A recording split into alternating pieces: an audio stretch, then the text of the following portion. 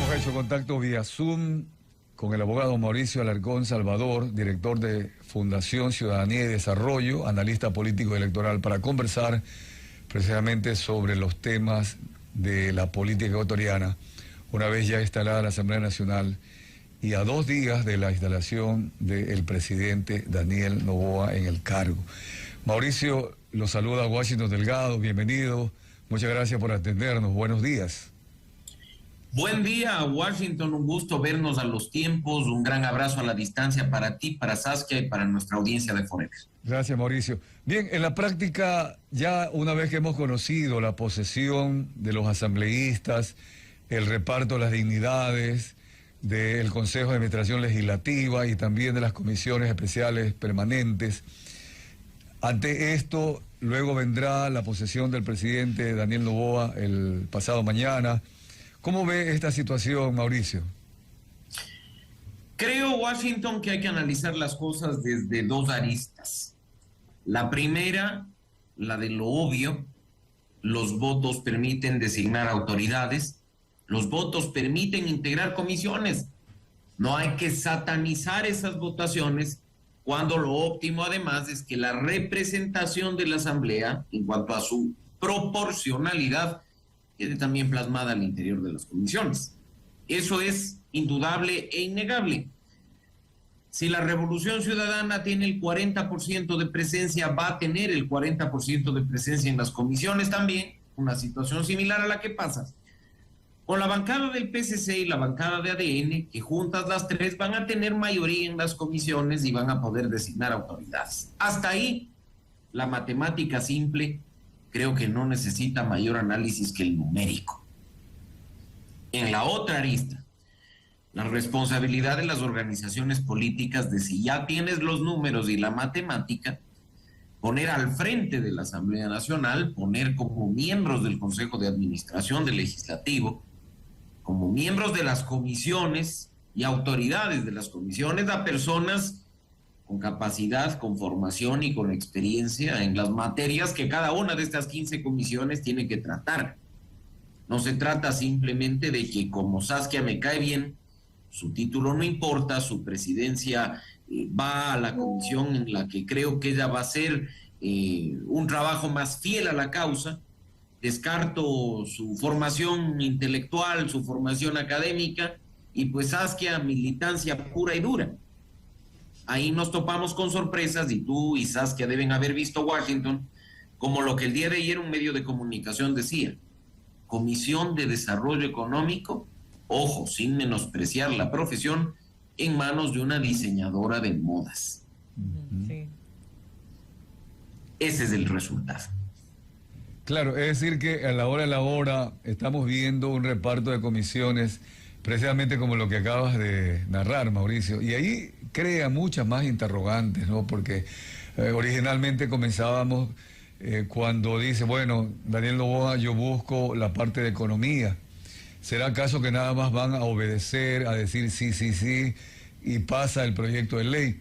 Pero hablemos, por ejemplo, en el caso de la Comisión de Fiscalización, en donde Pamela Aguirre toma la posta como Revolución Ciudadana y en donde hay miembros de Revolución Ciudadana, y ya han dicho, por ejemplo, el tema de que van en el juicio político contra Diana Salazar, y bueno, también de paso lo harán continuar el juicio político contra Guillermo Lasso. Y la gente se preocupaba. A ver, Comisión de Fiscalización de mano de Fernando Villavicencio, que luchó contra la corrupción tan abiertamente, a manos de Pamela Aguirre, que más bien son parte del grupo de aquellos que han sido juzgados y perseguidos inclusive por la justicia. Mauricio, ¿cómo ver ahí de esa manera específica el tema de fiscalización? De nuevo, Washington, los números y la matemática en buena hora que funcionen, la irresponsabilidad de las organizaciones políticas de ver a la Asamblea, a Sucal, a las comisiones como un botín, va a pasar factura al país.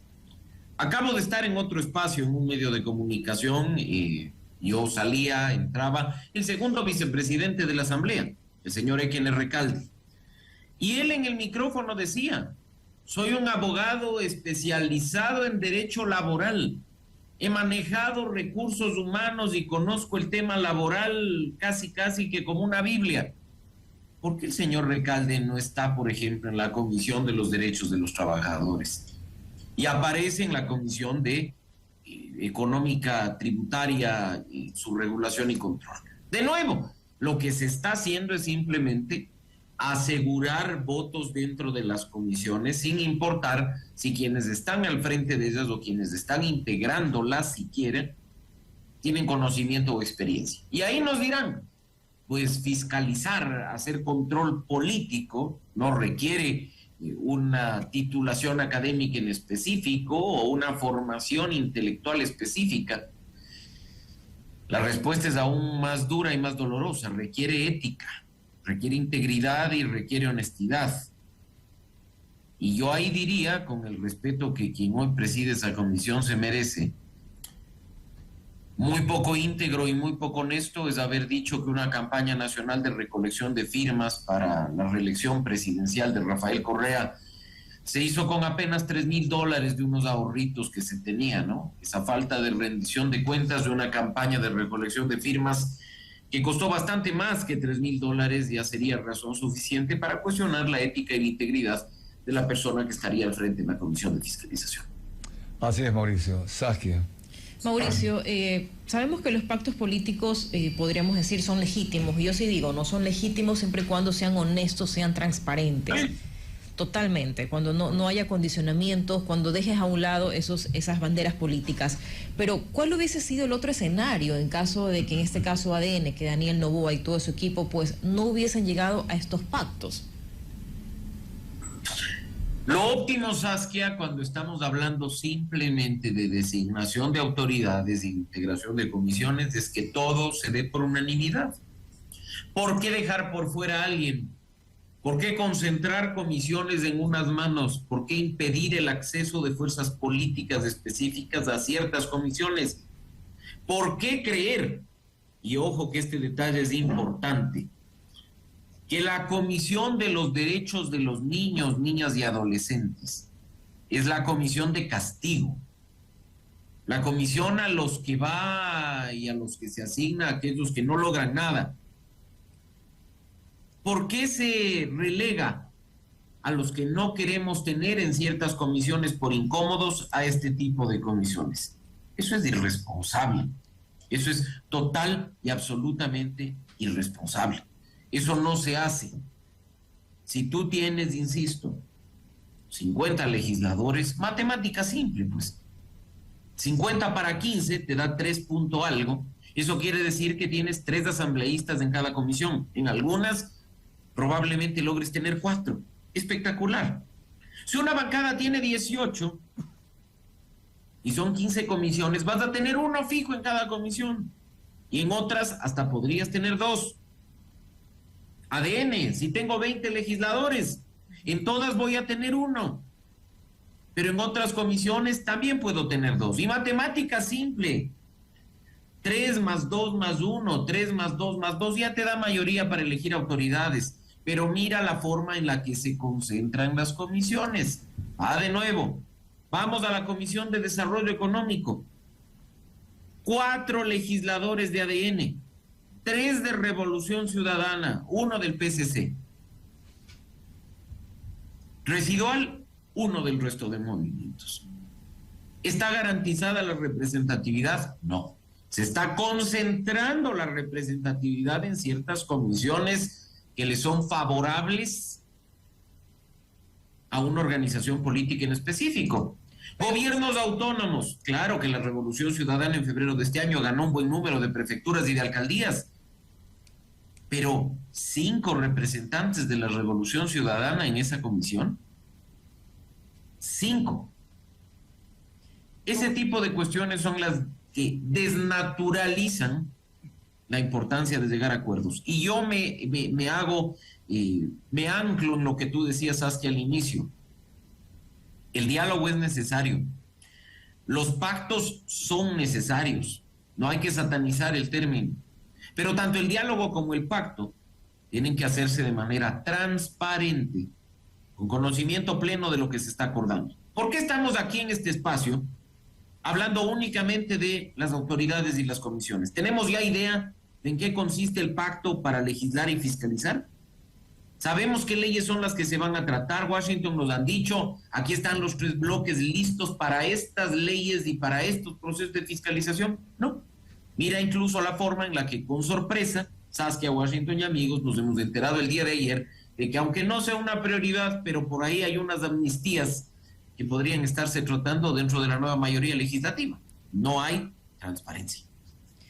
Mauricio, pero quizás el no haber llegado a esos acuerdos, él lo veía como una amenaza quizás a que pase lo mismo que sucedió en el gobierno, por ejemplo, de Guillermo Lasso. ¿Qué pasó en el gobierno de Guillermo Lasso, Saskia, si la reforma tributaria fue aprobada con la anuencia de la Revolución Ciudadana? Yo creo que hay que empezar a desmitificar. Ya el señor Lasso se va. Y hay que empezar a escribir nosotros la historia para impedir que él, entre lágrimas, pucheros y libros de 900 días, intente escribir la suya propia. ¿Qué proyectos de ley presentó Guillermo Lasso a la Asamblea que fueron bloqueados por la Asamblea Nacional? ¿Qué proyectos de ley que presentó Guillermo Lasso fueron aprobados por la Asamblea Nacional con la complicidad de la Revolución Ciudadana? ¿Qué hizo Guillermo Lasso, pues, desde mayo hasta noviembre, 6 meses enteros, sin esa asamblea que supuestamente le bloqueaba? Creo que hay que hablar con los hechos, creo que hay que en este momento poner las cosas en su lugar y decir que, pues, de nuevo, al igual que en el caso de un escenario en 2021 como ahora, probablemente ese acuerdo que Lasso rompió hubiera servido únicamente para designar autoridades y repartirse las comisiones. Y probablemente a Lasso le hubiera ido mejor, entre comillas, con un Henry Kronfle en 2021 que con una Guadalupe Llori. Esos escenarios probables, posibles, metafóricos, creo que quedan simplemente en la especulación. Debemos enfocarnos en los resultados de lo que en realidad pasó. Mauricio, dentro ya de este panorama, es obvio que podríamos decir, y quedaría un poquito la interrogante, que si Daniel Noboa y Jaime Nebot conocían de esta conformación fallida, yo diría ya desde el inicio, cuando no van los especialistas a las comisiones, sino por números o por el peso que tiene Alianza País o, bueno, en este caso, como han cambiado el nombre, Revolución Ciudadana. Este pacto entonces no tendría futuro. ¿Qué va a pasar con aquellas ideas que tiene Daniel Noboa en temas de reformas laborales, el tema de reformas constitucionales y sobre todo también en materia económica urgente? Washington, yo quiero esperar y ver, porque de nuevo nada se nos ha dicho en materia legislativa y de fiscalización. Yo esperaría que haya algo más. Yo esperaría que la alianza de estas 3 bancadas e incluso de algunos otros votos que les han permitido designar autoridades o integrar comisiones por sobre 100 votos, se vea también plasmado con los proyectos de ley de urgencia en materia económica que presente Noboa, o qué sé yo, pues con los procesos de fiscalización real que se deben hacer respecto de instituciones que desde hace rato tienen esos procesos represados en la Comisión y en la Asamblea Nacional propiamente dicho. Pero no sabemos, no se le ha dicho al país cuál es incluso esa agenda mínima de legislación ideal que podría tratar esta mayoría. Esperemos que la próxima semana, una vez que Noboa ya se posesione y que la Asamblea funcione con normalidad, se le diga al país cuál es el rumbo que toma esta alianza o este pacto entre la Revolución Ciudadana, el Partido Social Cristiano y la Alianza ADN de gobierno. Claro. Estamos con el abogado Mauricio Alarcón Salvador, director de Fundación Ciudadanía y Desarrollo, conversando sobre las expectativas que debemos tener los ecuatorianos con tanta ilusión, yo diría, tanta esperanza de las gestiones que haga la Asamblea Nacional. Pero de manera especial, Mauricio, cambiando el panorama y vámonos al Ejecutivo. Daniel Noboa ha ido lentamente conformando su gabinete ministerial y por ahí ya ha habido 2 cambios antes de la posesión. Sale Iván Carminiani y entra Roberto Izurieta. Y ayer la noticia... Yo todavía no tengo la información oficial, todavía estoy ahí analizando, pero parecería que ya es confirmado que Sarija Moya ya no sería la ministra de Economía y Finanzas, sino pasaría a Semplades, pero quedaría la vacante hasta el momento, faltando 2 días. Mauricio, es obvio que si falla la relación ejecutivo-legislativo, el Ejecutivo es el que debe de gobernar con lo que tiene. Una de ellas, por ejemplo, la consulta popular. ¿Cómo ves la conformación, el liderazgo que debería marcar Daniel Noboa hasta el momento con esa conformación de su equipo de trabajo? Estamos, Washington, a 48 horas de que el presidente formalmente asuma el poder y el gobierno se active. No hay un gabinete completo, hay incertidumbre incluso respecto de ciertos cuadros que fueron presentados al país, que fueron presentados internacionalmente, y a mí me preocupa. Hablo a título personal, creo que esa inestabilidad no le sienta bien al país. Yo no quisiera ver qué pasa con el riesgo país de Ecuador una vez que se anuncie quién ocupe el Ministerio de Economía, o una vez que simplemente se ratifique que quien ya fue presentada y participó de reuniones con los multilaterales finalmente no va a ser ministra. Si ya solo declaraciones simples y básicas terminaron disparando el riesgo país de Ecuador por sobre los 2.000 puntos, hay que esperar y ver. La responsabilidad que tiene el gobierno entrante no empieza el jueves. Empezó con los resultados de las elecciones. El presidente debía ya en su paso a la segunda vuelta haber tenido en el radar nombres para conformar su gabinete. Gente a la que ya debía haber tenido, como se dice coloquialmente, apalabrada, comprometida para ocupar espacios. Acá nos estamos enfocando en los que se anunciaron y se cayeron, o en si el Ministerio de Gobierno y del Interior se funciona. ¿Dónde está el ministro o ministra de Salud, Washington? Tema vital en este momento. ¿Dónde está el ministro o ministra de Defensa, que juega un rol fundamental en materia de seguridad? ¿Dónde está el ministro o ministra de Inclusión Económica y Social, encargado de un gran paquete de recursos públicos en el presupuesto general del Estado, con todos los bonos y con todos los programas sociales del gobierno? ¿Sabemos qué va a pasar con la Secretaría de Seguridad de la Presidencia? ¿La van a mantener? ¿La van a eliminar? Si la mantienen, ¿quién va? ¿Van a mantener la Secretaría Anticorrupción? Si es así, ¿quién va? Así es que lamentablemente tenemos más interrogantes que certezas a 48 horas de la posesión presidencial. Mauricio, sí, muchos han pensado que quizás Daniel Noboa no tenía en planes ser presidente ya en estas instancias. Algunos hablan del 2029, en fin. Pero bueno, la circunstancia es que él se vio ya y está abocado ahora a gobernar. Y el principal problema para esto que hemos tratado en estas instancias, Mauricio, es que él no tiene partido político propio. No ha tenido un antecedente con un plan de trabajo, con una ideología y cuadros de políticos para cubrir la cantidad de funcionarios públicos, comenzando inclusive con el gabinete. En ese sentido, la pauta que nos da hasta el momento es que él tendría que improvisar, algo parecido a lo que hizo Guillermo Lasso, a pesar de que él venía 10 años de campaña, a la hora la improvisación de llegar a tener 4 secretarios de comunicación en 25 meses. Algo terrible, Mauricio. La estabilidad en la administración es necesaria. Esto es un problema mucho más serio, quizás, que otros problemas que va a enfrentar de manera circunstancial, Mauricio. La política debe ser tratada de manera seria, Washington, y tú lo sabes perfectamente bien con tu trayectoria y con tu experiencia. La política no es un juego. Si yo me meto a ser candidato, debo tener un equipo conformado. Si yo me meto a ser candidato, lo hago con la intención de ganar, no girando una ruleta para ver si el poder me cae en suerte. Cuando yo me meto a ser candidato a una dignidad como la presidencia de la República, debo tener un panorama relativamente claro respecto al país que recibo, respecto a las condiciones en las que el gobierno será entregado. No es simplemente ver al cielo y decir, veamos si el poder nos cae. Esa improvisación pasa factura. Y el problema de fondo es el que tú acertadamente has dicho: las organizaciones políticas. Mira que en la alianza, el presidente electo, Daniel Noboa, está país, cambiado de nombre. El movimiento que llevó a Rafael Correa al poder, la lista 35. Cambia de nombre, muta, se entrega, no se entrega.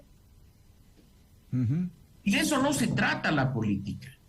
Si queremos ver en 4, 8, 12 años un resultado mejor, un poco más cierto que el que estamos viviendo ahora, tenemos que de manera urgente empezar a trabajar en las organizaciones políticas.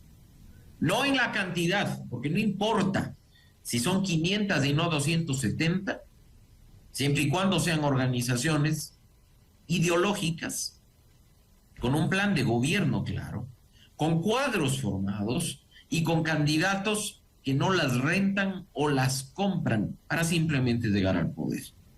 Ese problema de fondo tiene que ser abordado de manera urgente.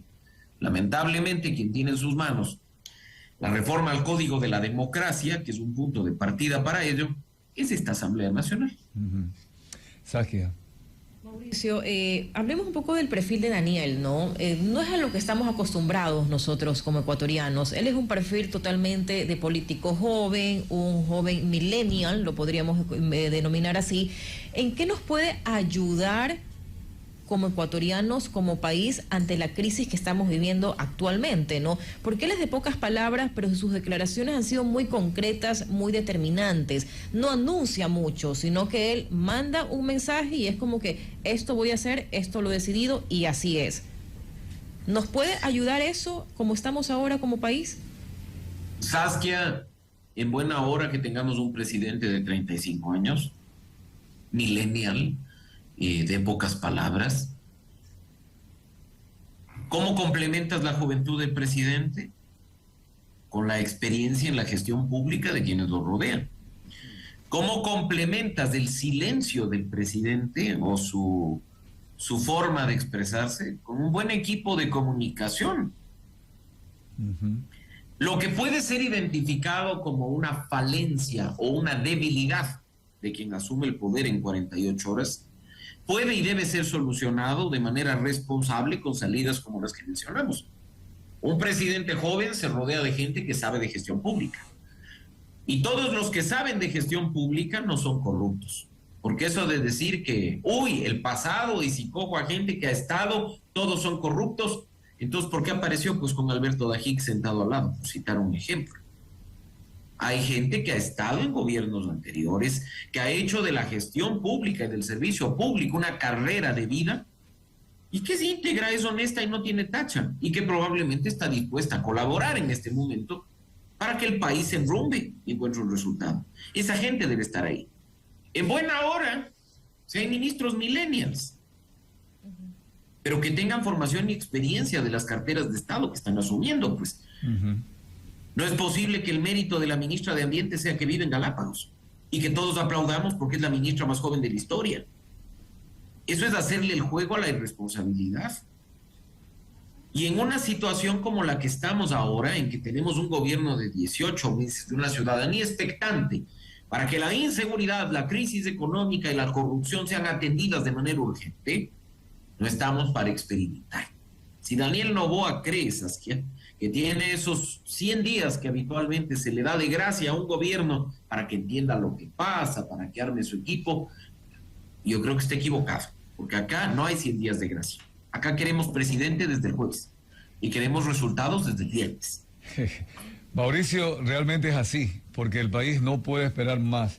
Y para concluir, quisiera compartir contigo un parafraseo que hice del tuit que Daniel Noboa escribió en su cuenta X cuando fue elegido Henry Kronfle. Yo le cambio el nombre. Él dijo así, y le cambio el nombre, ¿no? Este es el inicio de un nuevo Ecuador, con madurez política y liderazgo, donde se trabaja bajo el impulso de transformar el país. Confiamos en que el nuevo presidente de la República, Daniel Noboa, sabrá dirigir, mandar y acatar las normas constitucionales en beneficio de los ecuatorianos.